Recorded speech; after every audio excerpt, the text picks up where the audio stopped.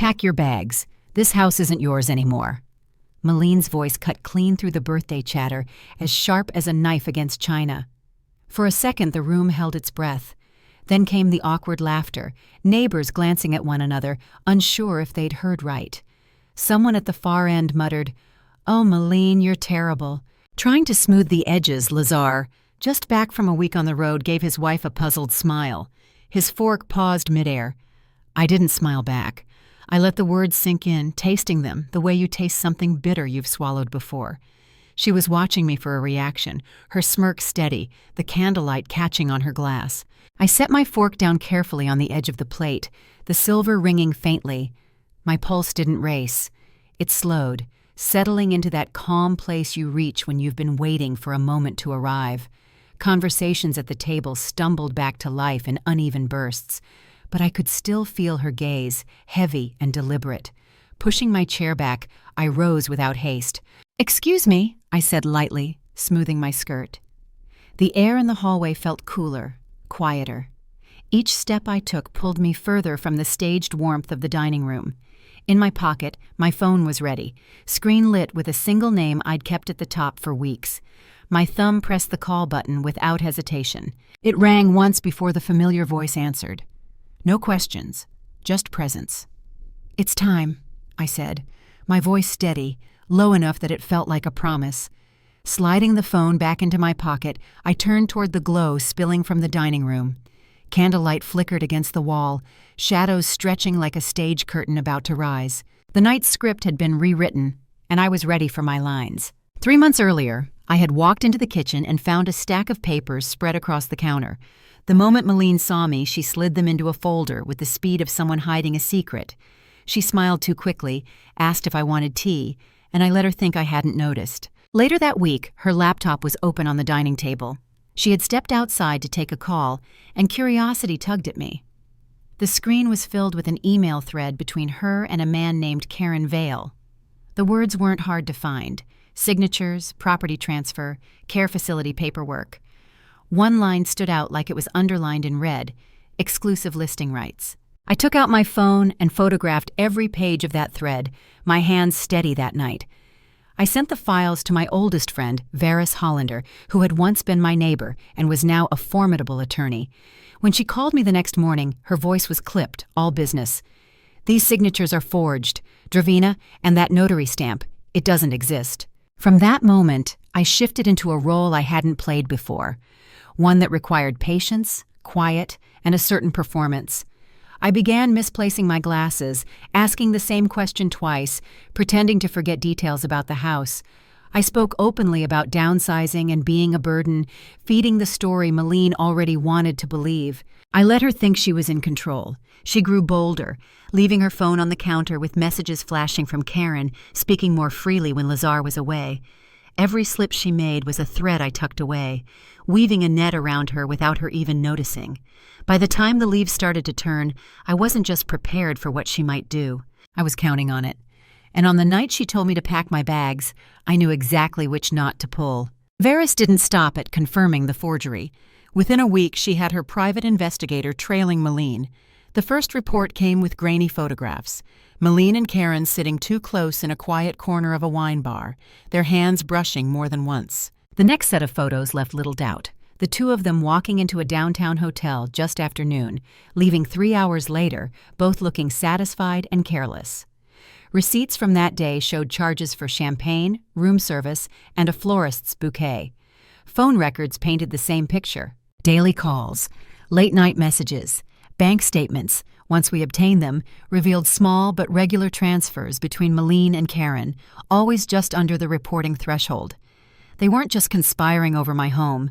They were tied together in ways Lazar couldn't imagine. I didn't confront her. Not yet. Instead, I adjusted my performance. I began mentioning how overwhelming the upkeep of the house was, how maybe a simpler life would suit me. Malene would nod sympathetically, offering to help with the hard decisions, her eyes glinting with the confidence of someone who thinks the prize is already hers. Lazar remained in the dark. His job kept him on planes more than at home, and Malene curated every word he heard. She painted me as fragile, forgetful, needing more support than she could give here. He would call me from airports, telling me he worried, that maybe a smaller place would be better. I kept my voice light, telling him I trusted whatever he and Malene thought was best. All the while, the file in Varys's office grew thicker. Photographs, statements, legal analyses. Every piece of evidence was a brick in the wall I was building between Malene's plan and its success. By the time the first frost came, I knew the shape of her scheme better than she did. I also knew that if she thought the stage was hers, she'd perform her undoing in front of everyone who mattered. That was the moment I was waiting for, and I wouldn't have to wait much longer. It was Malene who suggested the birthday dinner. She announced it one evening while Lazar was home for a rare weekend, her tone bright and generous. "We should do something special for your mother," she said, glancing at him, but keeping her eyes on me. "Here, of course.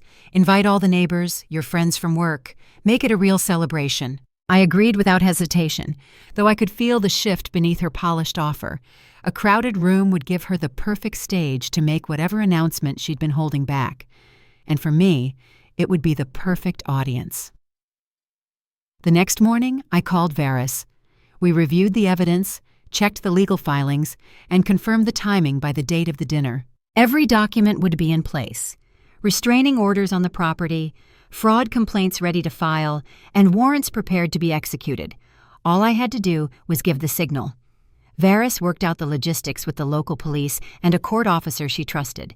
They would be stationed nearby, waiting. The signal would be simple, one call from my phone.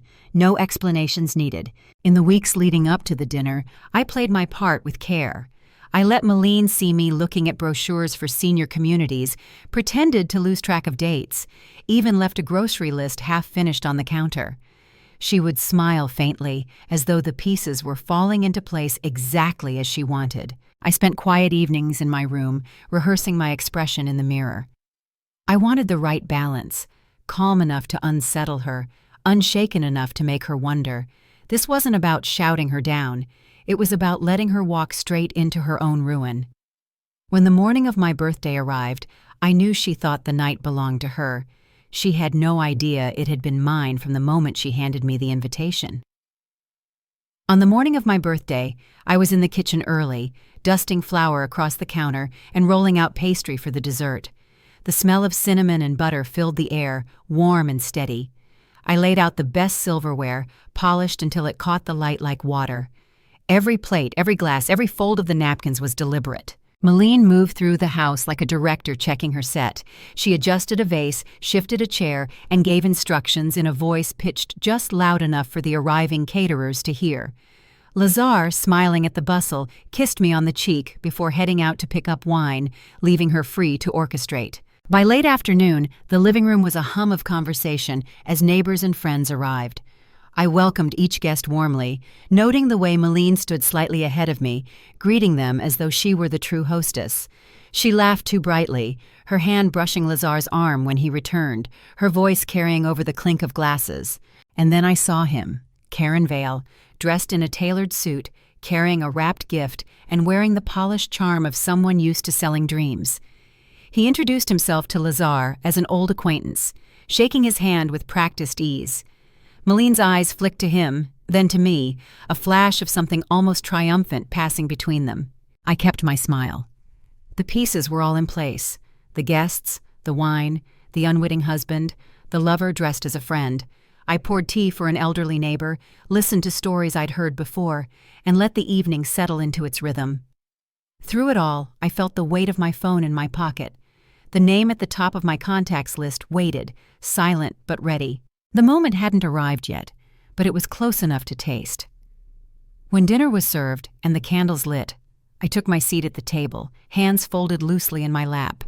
I knew exactly how the next hour would unfold, and I was ready for her first move. Dinner was nearly finished when Malene rose from her seat, tapping her spoon gently against her glass. The sound cut through the chatter, drawing every gaze to her. She wore the kind of smile that said she'd been waiting for this moment all evening. "I have some wonderful news to share," she began, resting a manicured hand on Lazar's shoulder. "We've made arrangements for Mildred to move into a beautiful care facility, one of the best in the state. She'll have everything she needs and won't have to worry about the upkeep of this big old house." Gasps and murmurs rippled around the table. Lazar started to speak, but she placed her hand over his and kept talking. "And the best part, we've already taken care of all the paperwork. Everything is signed and ready. It's truly a gift to know she'll be so well cared for." Her words floated in the air like confetti, false and glittering. She reached for a folder beside her chair and held it up as if it were proof of her generosity. From where I sat, I could see the faint watermark on the forged transfer papers, the very ones Varys had shown me weeks ago. Some guests nodded approvingly, whispering how thoughtful she was. Others shifted uncomfortably, eyes darting to me as if unsure how to react. I kept my expression composed, letting a faint smile touch my lips. "Well," I said softly, "that's quite something." I set my napkin down and stood, smoothing the front of my dress. "If you'll excuse me for just a moment." No one stopped me as I stepped into the hallway. The air felt cooler away from the dining room's warmth. I reached into my pocket, pulled out my phone, and pressed the top number on my contact list. The voice on the other end answered instantly. "Now," I replied. I ended the call, slid the phone back into my pocket, and turned toward the glow spilling from the dining room. In 10 minutes, the door would open, and the real announcement of the night would begin. Exactly 10 minutes later, the sharp chime of the doorbell cut through the low hum of conversation. Chairs scraped, voices fell, and Malene glanced toward the entryway with a faint frown. I moved before anyone else could, crossing the room at an unhurried pace. When I opened the door, Varys stood there in her dark suit, flanked by 2 uniformed officers and a court officer holding a leather portfolio. Gasps rose from the table as they stepped inside. Varys didn't wait for introductions. She walked straight to the dining table, her heels firm against the wood floor, and set the thick folder down in front of Malene. "These," she said, her voice clear and even, "are copies of property transfer documents you attempted to file using a forged signature and an invalid notary stamp." Malene's face shifted from irritation to something paler, her hand still resting on the folder she'd been showing off minutes earlier. Lazar's brow furrowed as he looked from her to Varys. The court officer pulled out a stack of photographs. Malene and Karen entering hotels, sitting close in restaurants, meeting in his office to sign papers. The evidence fanned out across the table like a deck of cards dealt in silence. Varys continued, "These images, along with bank records, confirm your ongoing affair with Mr. Karen Vale and your joint plan to sell this property without the owner's consent." Eyes widened around the table. A few guests shifted back in their chairs, as if afraid of being too close to the center of the storm. Lazar's voice was quiet when he finally spoke. "Malene, is this true?" She opened her mouth, but no words came. The room felt like it was holding its breath. Varys stepped aside, allowing the officers to move forward. "You are hereby served," the court officer said, placing documents in front of me. The click of the portfolio's clasp closing was the only sound as the next move began to unfold.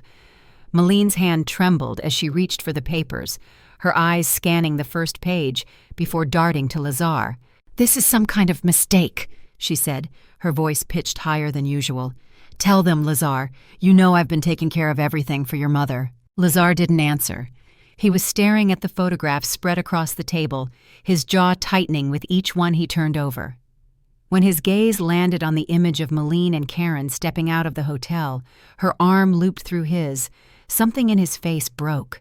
"I trusted you," he said quietly, more to himself than to her. Malene pushed back her chair so abruptly it scraped the floor. "You can't believe this. They're twisting things. Karen was helping with the property sale because your mother—" She stopped herself, glancing at me, then back at Lazar. "Because she's been confused, forgetful. You've seen it." Varys didn't flinch. "The only confusion here is yours, Mrs. Vale. We have sworn statements from your notary confirming they never met Mildred, and digital metadata proving the signature was copied from an old mortgage document. The care facility application you submitted was also falsified, complete with medical records that never existed." Malene's breath came faster, her composure slipping. "You can't do this in front of everyone," she hissed, but it was already done.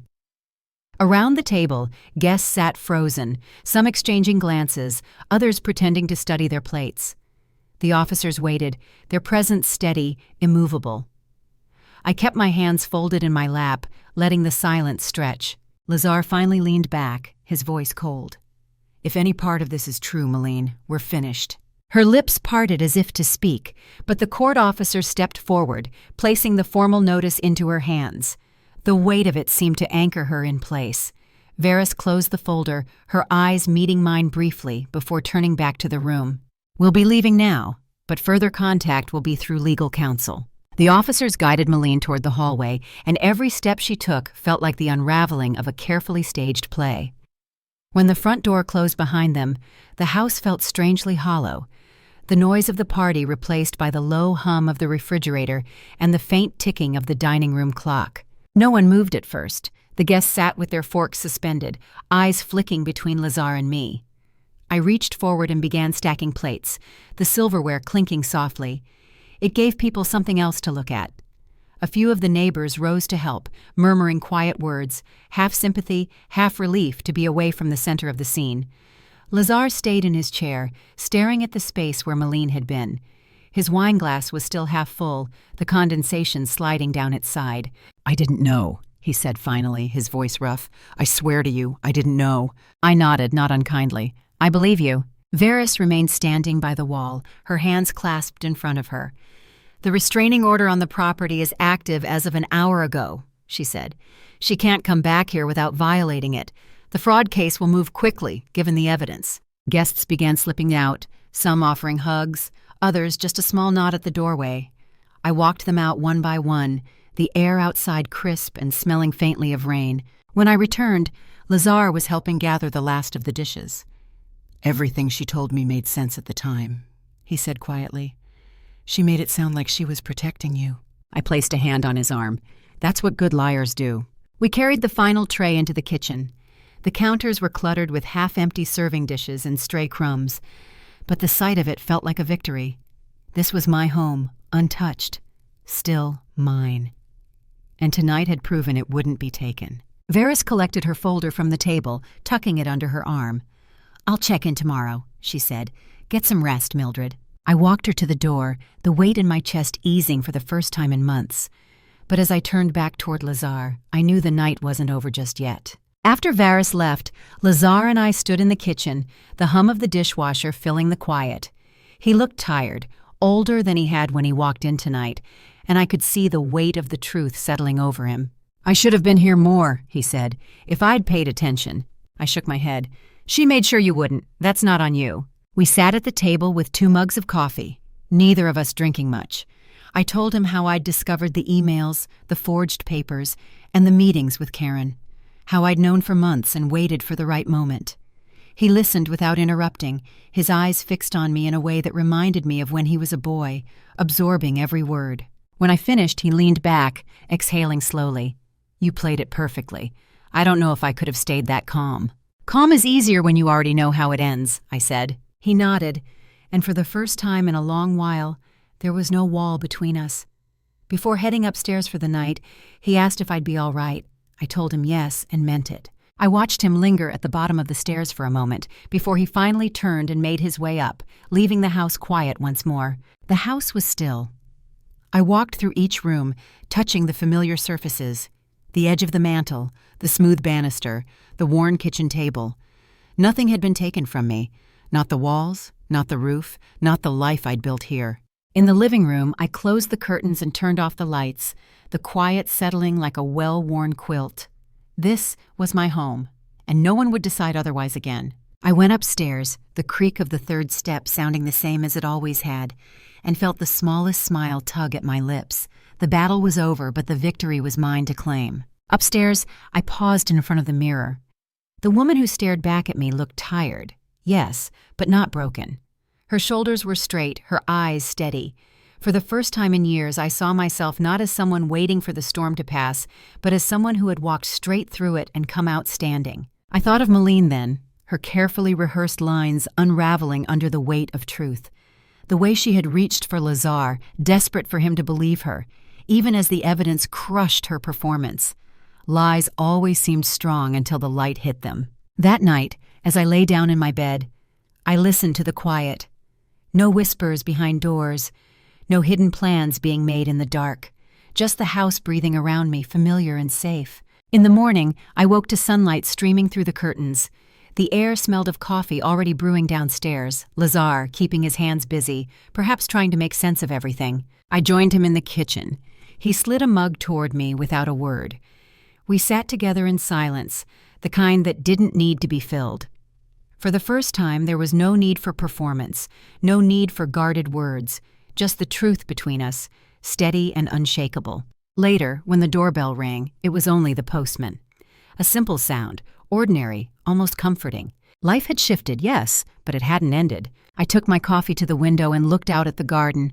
The frost was melting in patches, the ground beneath still holding warmth, and I knew then that this was only the beginning. For months, I'd been bracing for loss, for exile from the place that held my memories, my history, but instead, I had reclaimed it. And in doing so, I had reclaimed myself. The fight was over. The house was mine. And so was the peace that followed.